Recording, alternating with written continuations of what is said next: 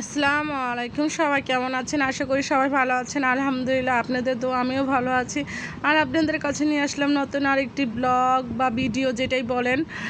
আর আমি আজকে রান্নাটা শুরু করলাম দুপুরের রান্নার থেকে।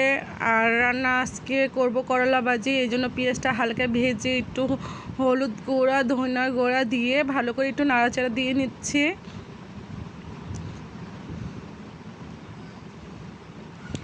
এখন এই যে আমি করলা দিয়ে দিব, করলা ভাজিটা। এখানে করলা আলু দিয়ে আমি ভাজিটা করব আজকে। এখন একটু ভালো করে নাড়াচাড়া দিয়ে দিব।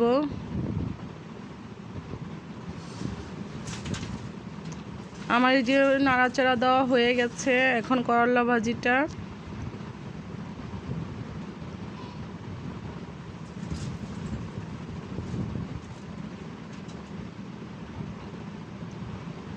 আর এই যে এদিকে আমার করলা ভাজিটা হয়ে গেছে।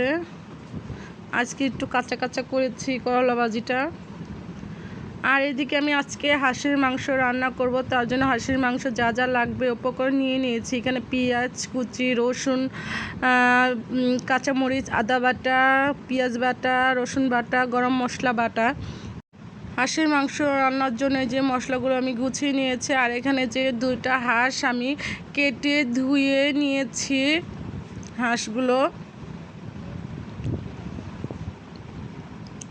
আর একটা পাতিলার মধ্যে আমি তেল দিয়ে নিয়েছি।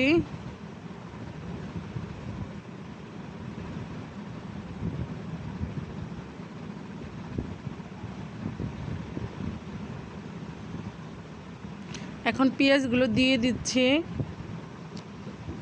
রসুনও দিয়ে দিব।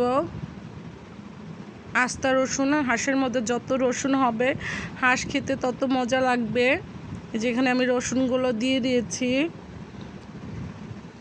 তারপরে কাঁচামরিচ, আদা, রসুন বাটা দিয়ে দিব। শুধু রেখে দিব গরম মশলা বাটা আর পেঁয়াজ বাটাটা, সেটা আমি কষানোর সময় গরম মশলাটা দিব। এখন আমি যে আদা বাটা, রসুন বাটা, কাঁচামরিচ, লবণ এগুলো দিয়ে একটু ভালো করে নাড়াচাড়া দিয়ে নেব।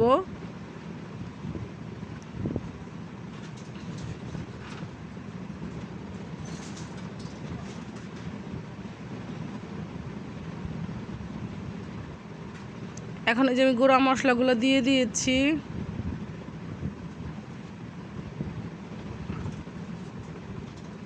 দিয়ে একটু নাড়াচাড়া দিতে গিয়ে পাতালি ফেলে দিছিলাম। আর এই যে এখানে আমার মশলাটা কষানো হয়ে গেছে। এখন আমি হাঁসের মাংসগুলো দিয়ে দিব।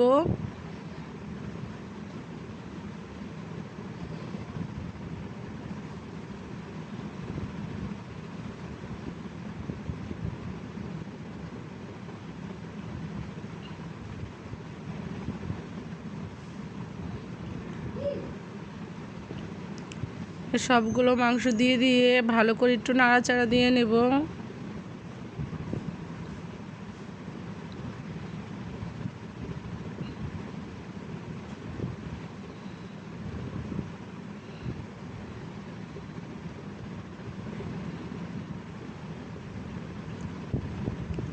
এখন এই যে হাঁসের মাংসগুলো নাড়াচাড়া দিয়ে নিচ্ছি।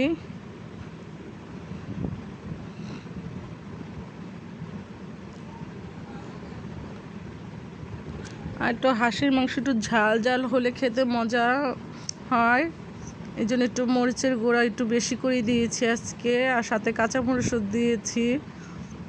কাঁচামরিচটা পরে দিলে ফ্লেভারটা আসতো, কিন্তু কাঁচামরিচের ঝালটা হাঁসের মাংস খেতে খুব ভালো লাগে। এই জন্য এই যে আমার কষানো হওয়ার পরে আমি যে গরম মশলা বাটা আর পেঁয়াজ বাটাটা দিয়ে দিলাম।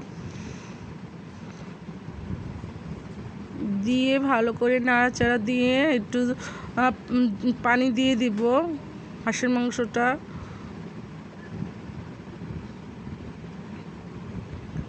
এই যে হাঁসের মাংস একটু পানি দিয়ে দিয়েছি আমি। আর এদিকে আমার হাঁসের মাংসটা হয়ে গেছে। এখন আমি ডাল রান্না করব। আর ডালটা রান্না করে আমি একদম শুধু বাগার দিব। এটা পুরাটা দেখাই নেই, কারণ অনেক বড় ভিডিও হয়ে যাবে। এই যে রসুন আর পেঁয়াজটা ভেজে নিয়েছি বাদামি করে ডাল বাগার দেওয়ার জন্য। যে এখন আমি ডাল বাগারটা দিয়ে দিব। আর আমার ভিডিওটা যদি ভালো লেগে থাকে তাহলে একটা লাইক, একটা কমেন্ট, একটা শেয়ার করে দিবেন সবাই। আর সবাইকে আল্লাহ হাফেজ।